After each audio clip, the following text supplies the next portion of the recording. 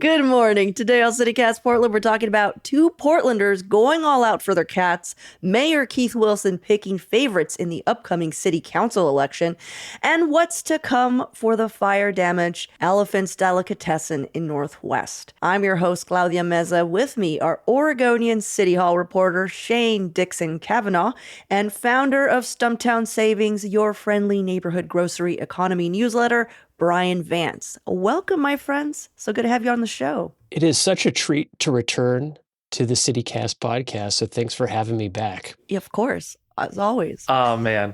Getting to see those epic Shane hellos in person. That's the treat. That's the treat. I realize now why your hellos are so funny.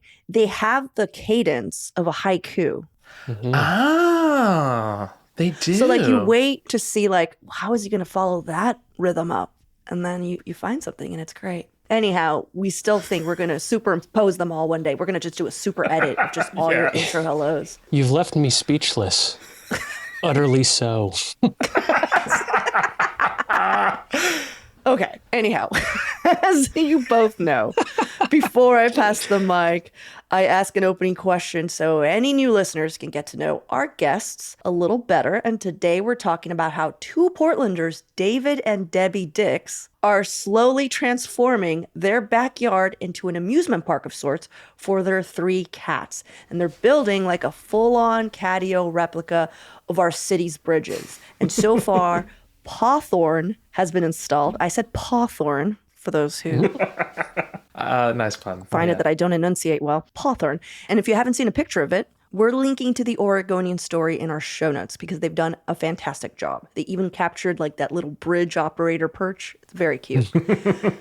Up next, they've said, are the Telecom and the Cathedral bridges, which will also connect to Pawthorn. And all of this is part of a larger self-guided catio tour of some of Portland's most cat-friendly backyards, a charity tour, you guys, that has been happening for the last 14 years. Never heard of it till now. Big if true. Big if true. It is true. So the catio tour. So it's huge. It's been reported by your own newspaper. You're like, I don't know who's lying, but the Oregonian? Sorry. So this catio tour fundraiser goes from 10 a.m. to 2 p.m. on Saturday, September 12th, just in Southeast Portland, it seems. And tickets, which are $15, can be purchased at catssafeathome.org. They include a guidebook with details of the cat patios and other enclosures, including materials and costs. I guess if you want to go ahead and do the same thing. People can meet the designers and builders and the cats that inspired them. It all sounds so cute. So bringing me to my opening question, what is the most expensive and or time-consuming thing you've ever done for a pet? Yeah, I've got this. Before you answer, Brian, I need you to know that we picked this question because of you. We're like, Brian's really? going to have a good one. Yeah, I famously love dogs. I have two right now. My oldest, Gigi, about a year after we adopted her, she started limping, and turns out her femur head in her left hip was dead. She had to have surgery to remove it because apparently you don't need it if you're a dog. So, like the ball part of the hip socket, she doesn't have the ball part anymore. She then had to undergo extensive physical therapy, which required me driving her to Beaverton from Montevilla every week. And then sitting in the car because it was the pandemic and I wasn't allowed inside while she was doing her physical therapy and waiting and then driving her back. And this happened for several months. And then we also had to do physical therapy exercises at home. It was wildly expensive, incredibly time consuming, but she's totally healthy. She can walk, she can run. Unless you know what you're looking for, you would have no idea that she technically doesn't have a left hip. So totally worth it. That is so sweet of you guys to do all that. I am curious, though, what is a physical therapy exercise for a dog? Dude, she got to walk on an underwater treadmill and just lick peanut butter off a wall for like 30 minutes. Like it was way better than any physical therapy I've had to do. Oh my God, she was actually getting fed while she was doing it instead of being yelled at that like you need to suck it up and try better. Yeah. Just living her best life. Yeah, Gigi's had the best life ever. Well, thanks to Brian. What about you, Shane? Oh boy. So this is when your listeners discover that I'm probably a sociopath. Oh, no. Because I've never really been a pet person. I've not owned any pets unless you consider an 11-year-old and 9-year-old child as pets. We do at my house. Yeah, there you go. Okay, fair enough. But so I had to really look back deep, deep, deep into time thinking about, okay, so I had a feral cockatiel for a while, like a hamster in 5th grade. My mom and stepdad had a lot of dogs, but like I never had a real strong bond or connection with them. I eventually landed on this hamster that I got in 4th or 5th grade. And he was a real escape artist from his cage, and at one point got out and was on the loose within my dad's apartment for about 2 or 3 weeks without us being able to actually find him. He somehow managed to survive on his own, but I did spend lots and lots and lots of time, not so much money, but certainly a lot of time trying to find that beloved little rodent. Did you find him? We found him. Okay. Did he like make tunnels all through the walls? And Yeah, I think he got in through the walls, through maybe, the cupboards beneath the sink. You would hear him running around at night. He really liked dry spaghetti, so you could really hear that sound like at 2 in the morning sometimes in that apartment. Yeah. Oh man. But couldn't find him. Could not find him for the life of me. How did you end up weeks. catching him? Dried spaghetti. Maybe. You don't remember? I was just curious. I know. I wish I had a little bit more to give you here, because this actually sounds like kind of a cool saga. And I just don't have the real glowing telling details to make the story pop. I'm just glad he didn't have a girlfriend and mate, and then you wound up with an infestation of like hundreds of hamsters living in your walls. Oh, man. Oh, man. Well, thank you both for your answers. Illuminating stuff here. Let's take a quick break here. And when we come back, Shane is talking us through the mayor's influence in the upcoming city councilor races.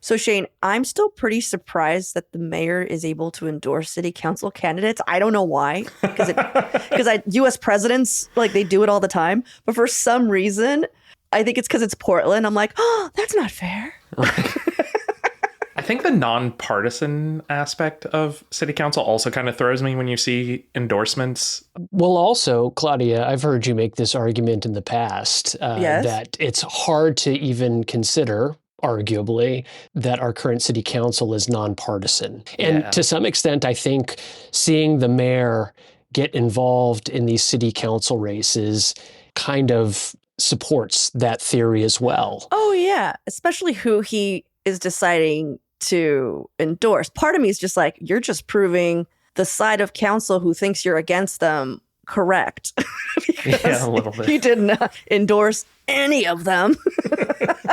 I'm not laughing like, ha, ha, ha. I mean, I'm laughing because yes, it's hilarious. This is actually all very funny to me, but it's a little sticky. It's a little messy. We'll see how it goes. So let's talk about, the two races we're talking about are D4. Which is the west side, all of the west side of Portland, plus a sliver of southeast Portland that includes the Reed, Eastmoreland, Selwood neighborhoods, yeah. Just the rich ones, yeah. Yeah, the rich ones. I'm glad you said it first. I mean, it's true.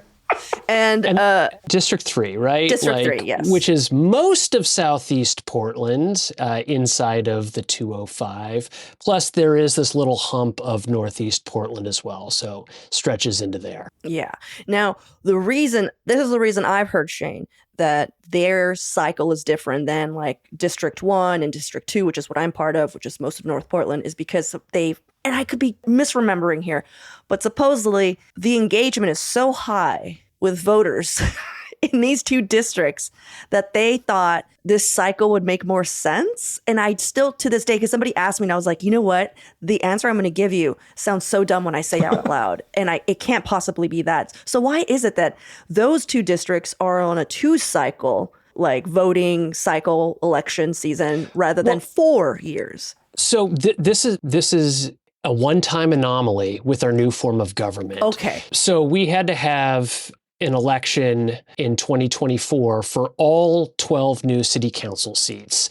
And then it was decided that to make them actually run in sort of off-cycle years, it was determined that 2 of those districts, one time only, have to run for re-election or have a second set of elections makes so 2 much more years sense. in.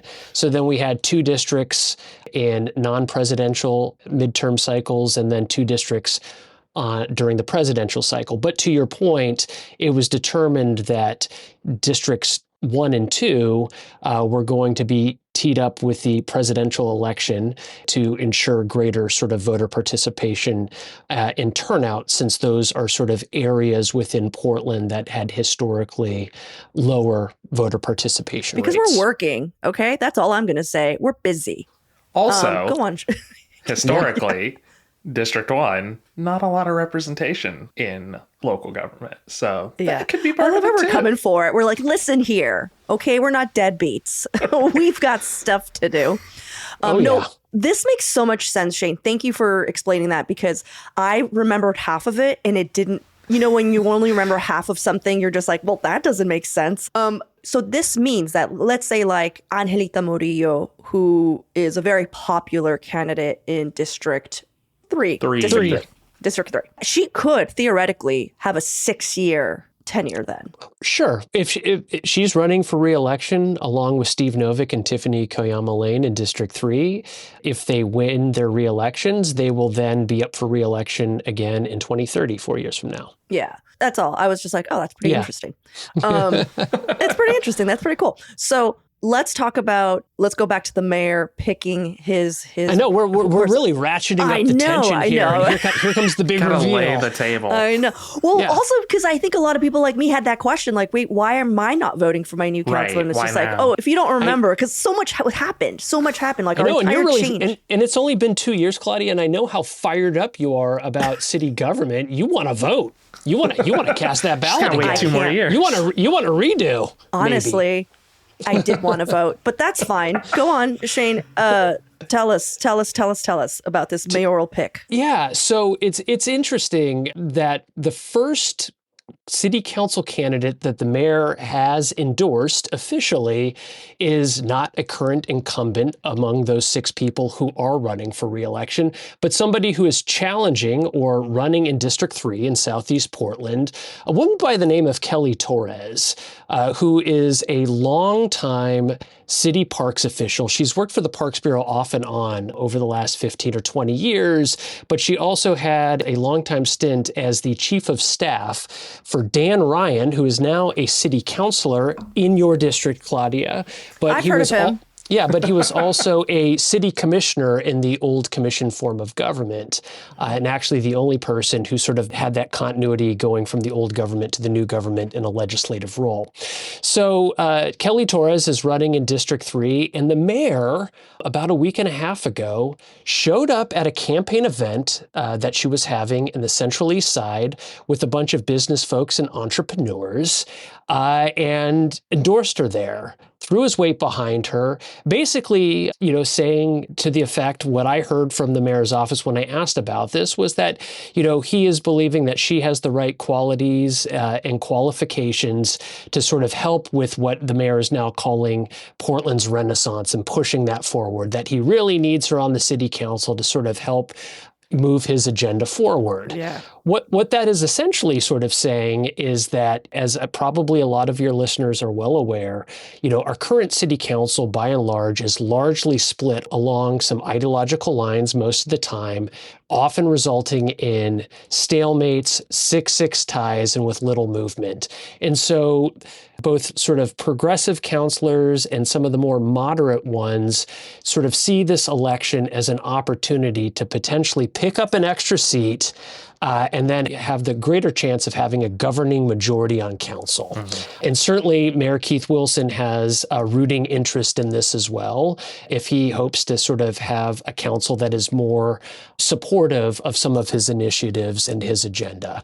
And so he thinks that Kelly Torres would potentially fit that bill.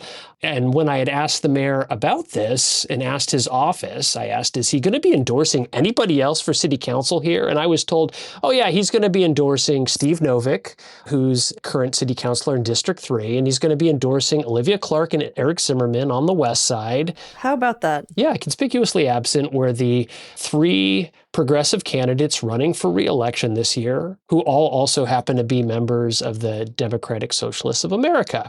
That would be Angelita Murillo, Tiffany Koyama Lane, and Mitch Green.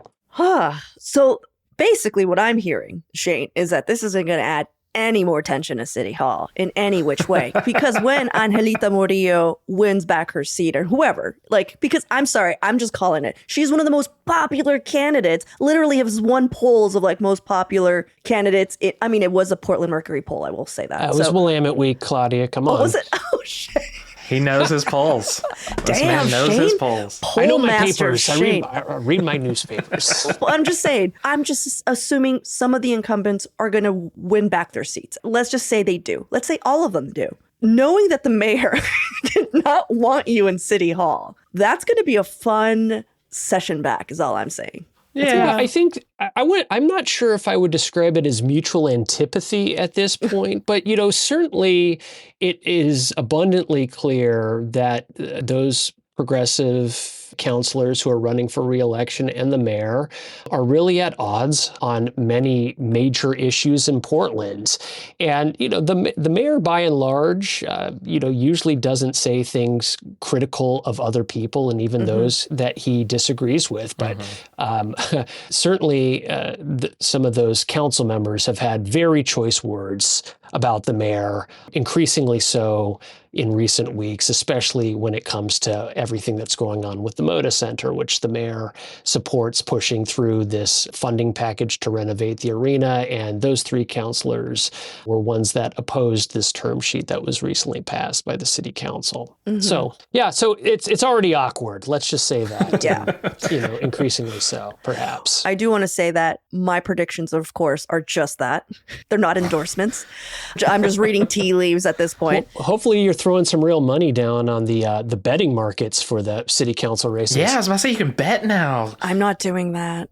No. You may not be able to vote technically. Polymarket, Kalshi. Come on, Claudia. Yeah, but on I love Polymarket, this. you can vote. Put your money where your mouth is. Oh my God. You guys, stop trying to ruin my life. Okay, so here, we're going to wrap up soon, but I am curious real quick. The mayor has picked a candidate for D3, but I have not heard an original new candidate for D4, which is the west side. Yeah, it's certainly within the realm of possibility that he could wind up throwing his support behind Eli Arnold, who is also running a fairly competitive race in District 4 on the west side. He's the Portland Police Bureau bike cop who ran for city council 2 years ago and narrowly lost. I remember that guy, yeah. So I think it's possible that the mayor could end up supporting him as well. But still, at this time, TBD. Shane mentioned something that I think that actually hits on why this all is a little weird for me.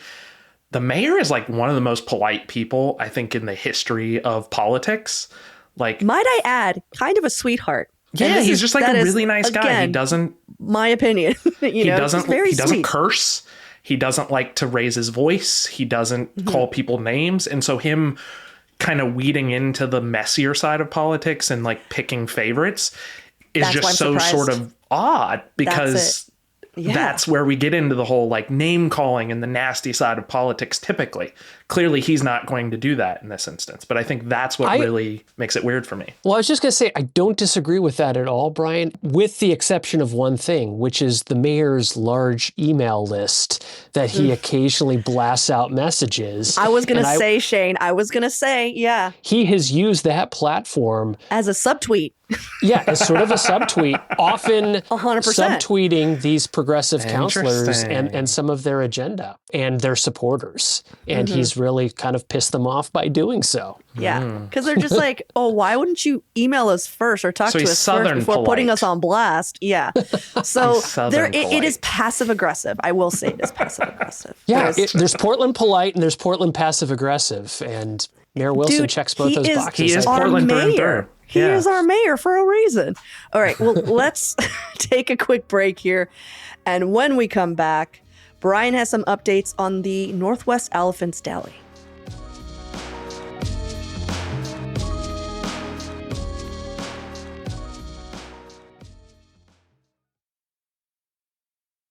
Brian, you know what's crazy about this whole story is that not only, I mean, it was just, it's sad and like, Yeah, it's talks tragic. about so many things happening in Portland right now. It's not just like, oh, a deli burned down, but it's also, I didn't realize how beloved this location Right? of this port, because there's like so many, like Elephant's Deli is a chain. It's a Portland chain. I think they've got like 6 or 7 locations. Yeah, they were like, not my Goose Hollow Elephant's Deli. Like, I was know. surprised. I remember that when the story first broke, back in, what was this, March? When the building burnt down, was like, they're almost like eulogies for it. It was interesting. I think it helps that this location had been there for almost 2 decades. Okay, It's that's what it is. All right. Yeah, all right. it's been there for a long time. It was their flagship location. It is not open right now, so it can't be their flagship location. So it's like the most important Elephants Deli location as well. So yeah, it has a lot of meaning for people. And I will say Elephants is just like one of those cool Portland businesses. I think we've all been into it at least once. It saved the day for all of us at least once. And 100%. it Yeah. hits really well. I'm actually bummed that Elephants isn't in Montevilla or closer. Like, it's actually kind of far for me to get to an Elephants. But Elephants in John's Landing or whatever was actually a lifesaver working at OPB, which is famously in a food desert. But yeah. Oh, wait, I do want to say, Brian, that we worked across from a Zupans, which is famously not what you would consider a food desert when there's a fucking grocery store right there. But I You understand. can buy a $3,000 bottle of olive oil at Zupans. That's not a place that I can afford to shop. I'm just personally. saying, Brian has been a Don't forget Zupan. Cafe de Berry. That's true. Seriously. There were so many restaurants, whatever. There Brian's wasn't a hater. ton. There wasn't. There's like Buffalo Gap, and then that There was a thing, pizza place. I don't know why Yeah. I'm There was even defending that McMillan's. strip. It's just not as race. densely packed with restaurants as other areas. But I just is want my to say, point. when you say food desert, I'm just like, Brian, you didn't like any of the food. It doesn't mean it was It a was a food desert for me. It was a food desert for me. I'm Okay, very sorry. picky. Go Yeah. on with go on. But with anyway, this. so this building burnt down. So, to catch everyone up, a woman who was experiencing homelessness was digging through some trash outside the building, using a lighter for light, accidentally set a fire, burnt the building down. She was sentenced to 180 days in jail. Since then, we've been kind of waiting to see what's going to happen with this building. Well, some plans were filed with the city, some potential building plans, I would say. And it's interesting because it seems that Elephant's Deli may not be coming back to Goose Hollow, at least not in this location. So the plans right now are actually to redevelop these 2 lots, because that's what I thought was interesting, is it's actually 2 lots, at least according to the way the city divides up property, to convert it into a food hall and food cart pod. So the ground level would include like indoor dining and kitchen space, along with like bar and tenant spaces. So like some actual like food cart hall style things, where instead of them being in a cart, they're like inside a brick and mortar. And then the outdoor space would include space for up to 18 food carts and parking. And there's not actually, as far as I know, there's not actually a current food cart pod, food hall in that section of Northwest Portland. So it would kind of fill a hole, but it does mean that Elephants wouldn't be coming back. And this is what I found was interesting. Elephants sold this building back in 2021. So they actually have no stake in this. It's not up to them what they were just happens like, with whatever. this property. Yeah, they sold What it. an interesting move. They got a nice chunk of change. I mean, it was 5.4 million back in 2021. Which is what now? 150 billion. 3 million. Sorry, go on. But yeah, so it does mean that Elephants is likely not coming back to this location.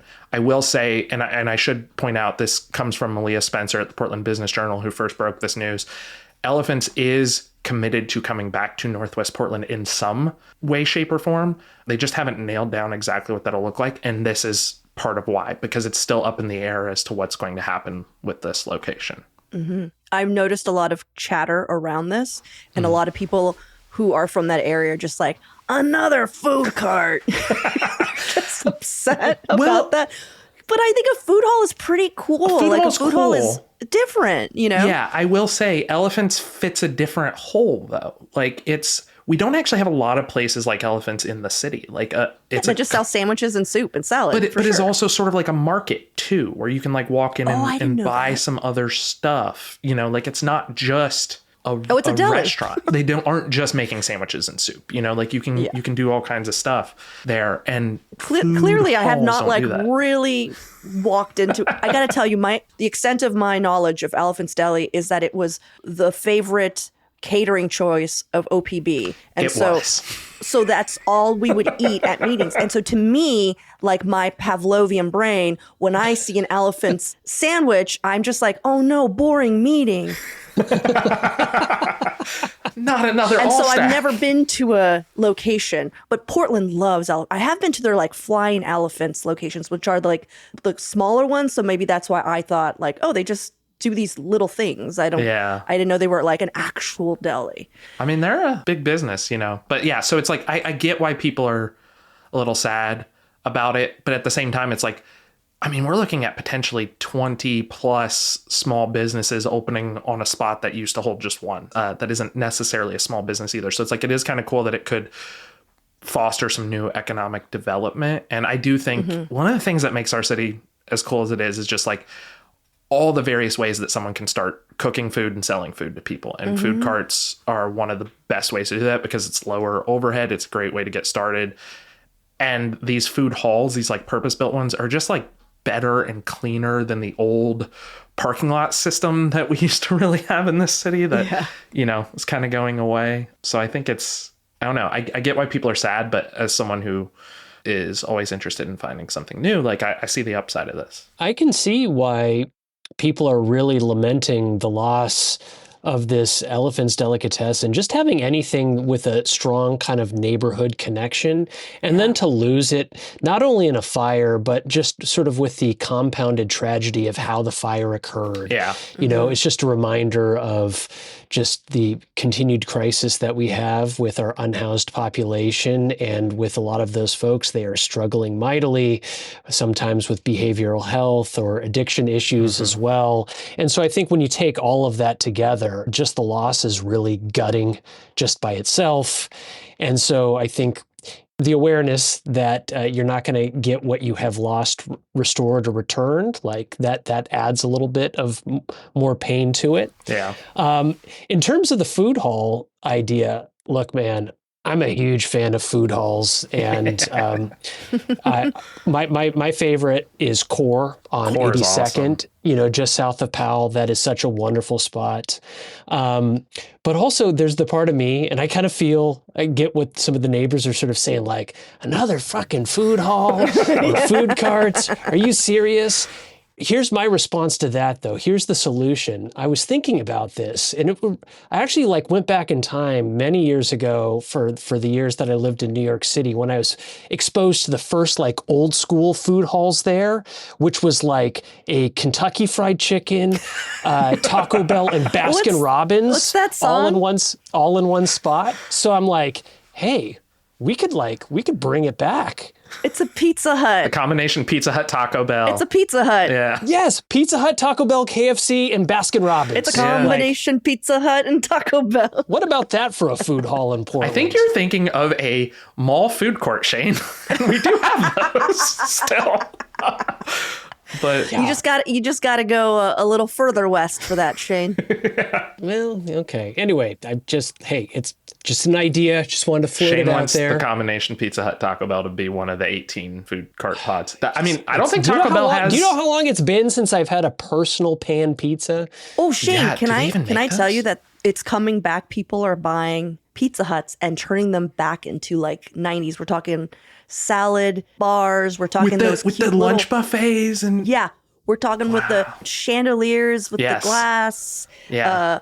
they're going back because for us millennials, they're just like, we know about you. We know about the sadness in your heart. Yeah, the Pizza Hut on West 11th in Eugene had the most slamming jukebox of all time. Oh, man. Oh, yeah, I remember the jukeboxes, too. Why were they there? I remember that. People hung out, you know? Because listening to Fine Young Cannibals while you eat pizza is like a pretty peak experience. Oh, well, now we know how Shane feels about a lot of things, actually. Shane likes chains. Pizza Huts and pets. Yeah. I think we're out of time. I do want to say, though, for everyone listening, I feel sorry for you because you can't see how handsome Shane looks today. He really stepped it up. It looks like he got a new haircut. His mustache looks more glorious than ever. He's wearing a very cute tie. It's looking pretty good, Shane. I'm saying you're keeping it tight. Yeah, I wanted to send a message to you and Brian and the rest of the world that I've not given up on life yet. I think Shane just wants to show off what it's like to have hair. As someone who doesn't have hair, I'm a little jealous right now because his hair is excellent. Well, excellent hair. Excellent hair. Thank you both for hanging out with me again. Always a pleasure to have you on. Yeah, I think that's our show for today. Thanks so much, y'all. It was a blast. No shout outs? No, Shane, that's on. I'm so sorry. We should really, moving forward, we'll have at least a couple shout outs for you. That's only on our Friday shows. Dude, you could also just do the shout outs and you could just have made them up, you know? I'm so sorry. Shout out to combination fast food restaurants. Shout out to the Taco Bell. God, yeah, just when I get that sympathetic joy coursing through my body, it just makes my fucking day. Sorry, Shane. Like those shout outs just get me so pumped.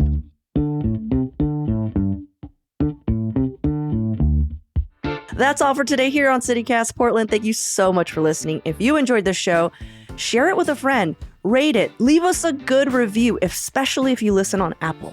People should review us there nicely. And don't forget, you can support this show and get great perks by becoming a CityCast Portland neighbor. Just visit membership.citycast.fm/Portland. I think we still have some pennants left.